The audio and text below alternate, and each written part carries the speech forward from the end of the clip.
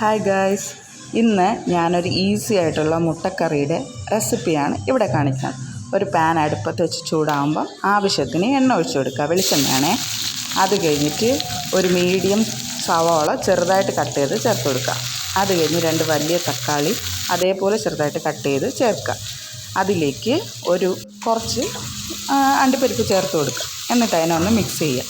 എന്നിട്ട് അതിൽ ആവശ്യത്തിന് ഉപ്പ് ചേർത്ത് കൊടുക്കുക. അതും മിക്സ് ചെയ്യുക.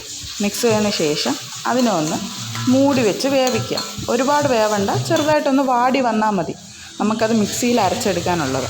അത് വാടി വരുമ്പോൾ സ്റ്റൗ ഓഫ് ചെയ്ത് അത് തണുത്തതിന് ശേഷം ഒരു മിക്സിയുടെ ജാറിലോട്ട് അതിൻ്റെ എണ്ണ വാർത്തി എടുക്കുക. എണ്ണ ബാക്കി നമുക്ക് അടുത്ത നെക്സ്റ്റ് ഇതിനെടുക്കാം. അപ്പം എണ്ണ വാർത്ത് അതിനെ മിക്സി ജാറിലിട്ടിട്ട് നല്ല പേസ്റ്റായിട്ട് അരച്ചെടുക്കണം.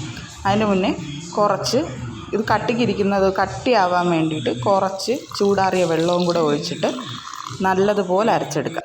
എന്നിട്ട് ആ പാൻ ചൂടായത് ഒന്നും കൂടെ അതേ പാനിൽ തന്നെ കുറച്ച് ബട്ടർ ഇട്ട് കൊടുത്തിട്ട് ആ ബട്ടർ മെൽറ്റായ ശേഷം ലേശം മഞ്ഞൾപ്പൊടി ഇട്ട് കൊടുക്കുക.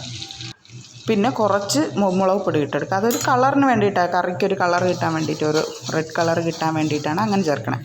കുറച്ച് മുളക് പൊടിയും ചേർത്ത് മിക്സായ ശേഷം ഈ അരച്ച് വെച്ച പേസ്റ്റ് അതിലോട്ട് ചേർത്ത് കൊടുക്കുക. അതിലോട്ട് ചേർത്ത് നന്നായിട്ട് ഇളക്കി കൊടുക്കുക. നല്ല കട്ടിയായിട്ട് അരിയിരിക്കുക. അപ്പോഴത്തേക്ക് വീണ്ടും കുറച്ച് വെള്ളം ചേർത്ത് നമ്മുടെ ആവശ്യത്തിന് എത്ര കൺസിസ്റ്റൻസി വേണോ ആ രീതിക്ക് എടുക്കുക. നല്ല കട്ടിക്ക് വേണമെങ്കിൽ അങ്ങനെ എടുക്കാം, അല്ലെന്നുണ്ടെങ്കിൽ കുറച്ച് ലൂസായിട്ടും എടുക്കാം. ആ കണക്കിന് എടുക്കുക. എന്നിട്ട് അതൊന്ന് തിളച്ച് വരുമ്പോൾ കുറച്ച് കസൂരി മേത്തി, നമ്മൾ കറിവേപ്പിലൊന്നും ചേർക്കുന്നില്ലല്ലോ, അപ്പോൾ അതിന് പകരം കുറച്ച് ആ ഒരു ഫ്ലേവർ കിട്ടാൻ വേണ്ടി കസൂരി മേത്തി ചേർക്കാം. ഇതിൽ ഫ്രഷ് ക്രീം വേണമെങ്കിൽ നമുക്ക് ചേർക്കാം. ഇപ്പോൾ എൻ്റെ കയ്യിൽ ഫ്രഷ് ക്രീം ഇല്ലാത്തത് കൊണ്ടാണ് ഞാൻ ചേർക്കാത്തത്. ഫ്രഷ് ക്രീം ചേർത്താലും നല്ല ടേസ്റ്റായിരിക്കും. എന്നിട്ട് നമുക്ക് കറിയിൽ ആവശ്യത്തിനുള്ള മുട്ട ചേർത്ത് കൊടുക്കുക. ഇതിൽ ഉപ്പുണ്ടോ എന്ന് നോക്കിക്കൊള്ളാം. ആവശ്യത്തിന് ഉപ്പ് ഇനി വേണമെങ്കിൽ ചേർത്ത് കൊടുക്കുക. ഇതിൽ ഞാൻ ആദ്യം ചേർത്ത ഉപ്പ് കറിക്കുള്ളത് കൊണ്ട് ഞാൻ ചേർക്കുന്നില്ല ഇവിടെ. എന്നിട്ട് കറി നന്നായിട്ട് ഒന്ന് തിളപ്പിക്കുക. ഈ സമയത്ത് ക്രീം വേണമെങ്കിൽ നമുക്ക് ചേർക്കാം.